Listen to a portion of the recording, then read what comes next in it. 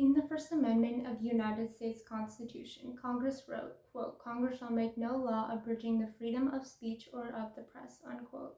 While this was an important right that the Founding Fathers felt was worth protecting, recently there's been increased debate over whether or not the freedom of expression and civility clash, and by extension, whether they can or even should coexist.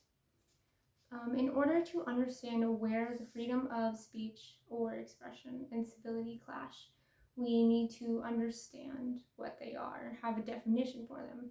So freedom of expression, as defined by the Freedom Forum Institute, refers to, quote, "the ability of an individual or group of individuals to express their beliefs, thoughts, ideas, and emotions about different issues free from government censorship," unquote. This definition makes intuitive sense, as it is effectively saying that the government shouldn't interfere in people's beliefs and opinions and their ability to express them. Civility, on the other hand, is defined as, quote, "formal politeness and courtesy in behavior or speech," unquote, by Oxford Languages. This definition also makes intuitive sense, as it is effectively saying that when speaking to others, we should be courteous and respectful of them. On their own, each makes sense. They both seem like good things that we should do and that we should strive for.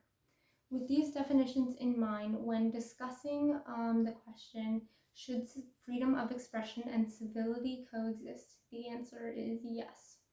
While some may feel that civility infringes upon the freedom of expression as mentioned in the First Amendment, it's clear that even the Founding Fathers would disagree.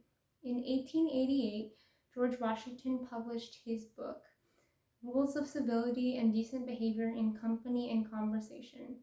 In the book, he writes, quote, "Every action done in company ought to be done with some sign of respect to those that are present," unquote. This is effectively saying that when speaking to others or expressing oneself, it's important to be civil and mindful of others and those around us. Furthermore, the argument that civility infringes upon freedom of expression is missing the fact that almost all opinions can be shared respectfully and civilly. Someone can get their point across without being rude or condescending or name-calling. Civility isn't censorship of arguments that contradict one another. It's mindfulness of one's attitude when addressing others. When looking at it from that point of view, it's clear that in an ideal world, opinions could be shared and respected, and people could ultimately just agree to disagree. That being said, the world we live in has never been ideal. And for that reason, I feel that freedom of expression and civility can't coexist, or at least not peacefully. Recently, there's been a wave of canceling of people based upon their unpopular opinions. Everyone from celebrities to authors to congresspeople to everyday people on the internet. All of these individuals have been canceled based upon their unpopular opinion. Regardless of whether or not you agree or disagree with the merit of their cancellation or the civility of their words or even the opinion itself, I feel that most people can agree that canceling or censoring someone that has a different opinion from you in the name of civility is an infringement of their freedom of speech or expression.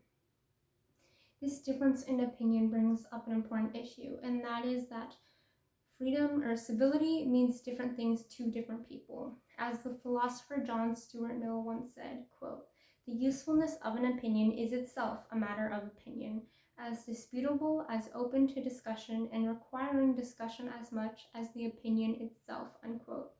In order to enforce the distinction between civility and freedom of expression, someone will need to decide what is and is not civil. Having society as a whole decide won't work, because different societies have different ideas of morality and respect and civility. And it could easily get dangerously close to a majority rule with no protection for the minority. The truth of the matter is that in order for opinions to be civilly shared and respected, there are going to have to be some drastic societal changes that, for the time being, seem fairly unrealistic.